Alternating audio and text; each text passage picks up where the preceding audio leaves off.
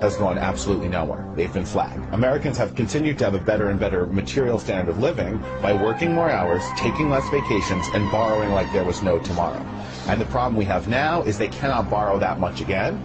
And if Americans don't borrow and their wages don't go up, and they're not significantly going up, then Americans have to buy a lot less of the world's goods. This becomes a problem because 70% of the US GDP is private consumption, and America is 22% of the world.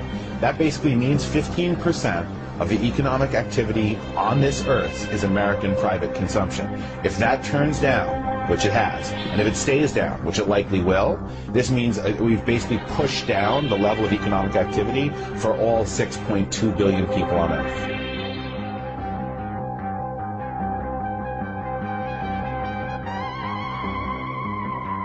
Those who cannot remember the past are condemned to repeat it. David Walker's the Comptroller General of the United States, the head of a nonpartisan government accountability office, and he says that's a warning that's worth heeding. In a recent speech reported in the Financial Times, Walker says the United States could face the same fate as the Roman Empire if we don't change our ways, and soon. Walker says the U.S. is on a, quote, burning platform. Our overstretched military, growing debt, underfunded health care, and lack of immigration policy could all contribute to our downfall unless we summon the national will to act. We've known about and ignored most of this stuff for years.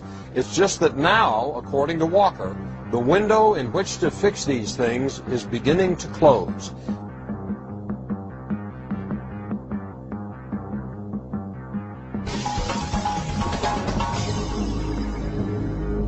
The future will be a total disaster with the collapse of our capitalistic system as we know it today, wars, massive government debt defaults, and the impoverishment of large segments of Western society.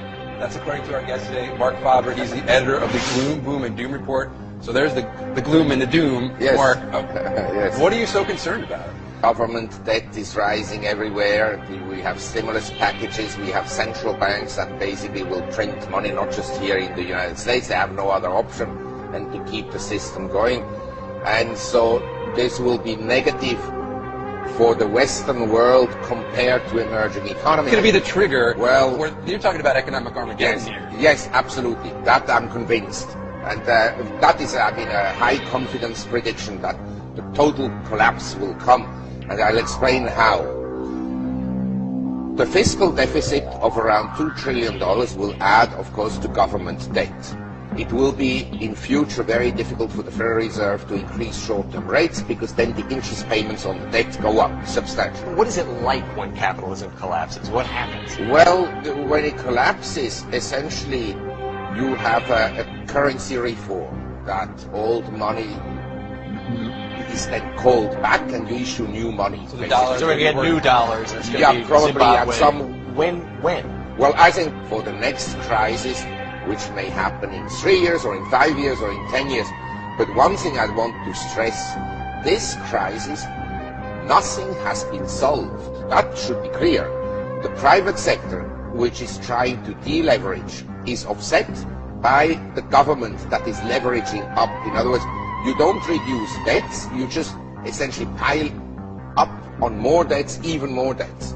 And the problems haven't been solved, but they've been postponed.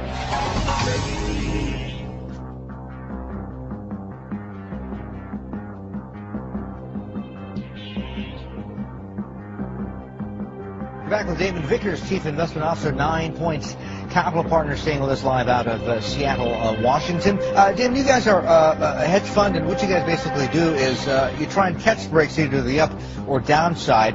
Apparently with oil, also with gold, you've done the timing pretty right. Currencies look weaker, all for the reasons that we talked about before. I mean, you've got huge wage disparities. I don't know how that inevitably resolves itself.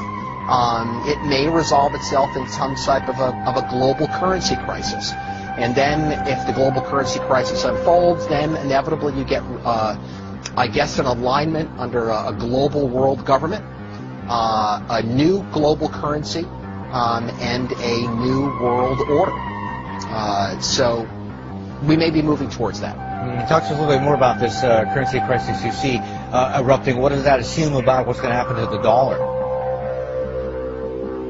Well,